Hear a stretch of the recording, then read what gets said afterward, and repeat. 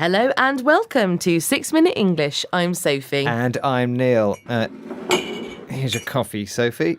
Neil, remember that staff meeting we had yesterday? Why did you agree to having decaf coffee in the kitchen when I know you don't like it and neither do I? I know. It's just that the boss said that decaffeinated coffee, that's coffee with the caffeine removed, was a good idea. Healthier, you know. And then everyone else agreed and I don't know, I just felt uncomfortable disagreeing with everyone. Well, it's interesting you should say that, Neil. Groupthink is the subject of today's show. Groupthink refers to the type of bad decisions we make when we are in a group. Decisions that are contrary to or against what we really think. A psychology experiment conducted in the 1950s showed that a lot of people do exactly that. They submit to the will of the group. But before we hear more about this, now would be a good time for today's quiz question, and I get to ask you, Sophie. OK, what is it? In which story by Hans Christian Andersen does a young boy dare to tell the truth when everyone else goes along with an obvious lie? Is it A, the red shoes, B, the Snow Queen, or C, the Emperor's new clothes? OK, I think it's C, the Emperor's new clothes. Well, we'll find out later on in the show if that's right or not. Now, the psychologist Solomon Asch is well known for his conformity experiments from the 1950s. Can you tell us what conformity means, please, Sophie? Conformity means behaviour that is the same as the way most other people behave. Asch's main finding was that group pressure can change a person's opinion of even obvious facts. And what did this Asch test involve? 123 male participants were shown a card with a line on it, followed by another card with 3 lines on it. The participants were then asked to say which line matched the line on the first card in length. The right answer was plain to see, but the participants felt pressurised into saying the wrong answer. Why would they do that? Because the majority of people taking part in the experiment had been told to give the wrong answer.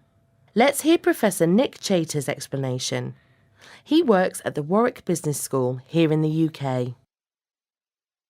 And by the time it comes to you, a whole list of people have said something plainly wrong. And you are either going to have to fold and say, well, I just agree with them, or you're going to rather uncomfortably say, well, I think it's one, actually.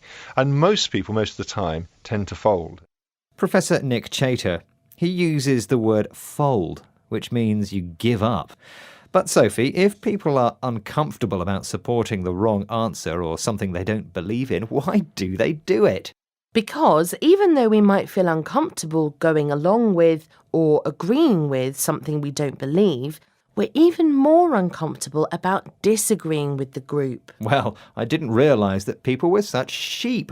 I have a will of steel, Sophie. Is that right? So, your will of steel, or strong determination, somehow melted away in the staff meeting yesterday, I suppose? Well, of course, yes.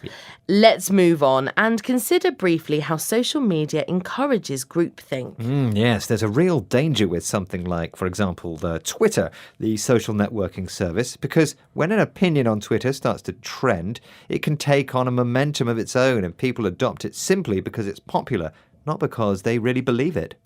And momentum means a force that keeps something going once it has started. Let's hear from journalist and author Jon Ronson. He has an interesting opinion about this. One of the ironies here is that on social media, we all like to see ourselves as non-conformists. But when we all get together in a group, what we're doing is using our individual non-conformity to create a more conformist world.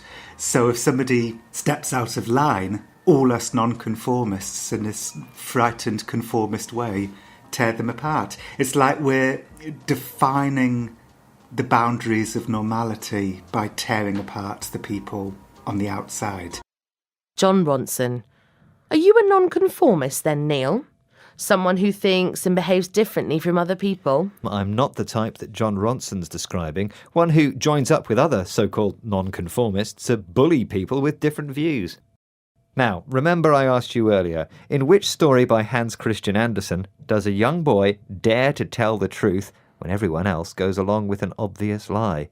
Is it A, the red shoes, B, the Snow Queen, or C, the Emperor's new clothes? I guess C, the Emperor's new clothes. And you were right, Sophie. Yay! The Emperor's New Clothes is a story by Hans Christian Andersen about two weavers who promise an emperor a new suit of clothes that is invisible to those who are stupid or incompetent. No one dares to say that he doesn't see any suit of clothes until a child cries out, "But he isn't wearing anything at all." It's a great story and a lesson to us all. Now, can we hear the words we learnt today, please? They are decaffeinated, groupthink, contrary to, conformity, fold, going along with, will of steel, momentum, nonconformist.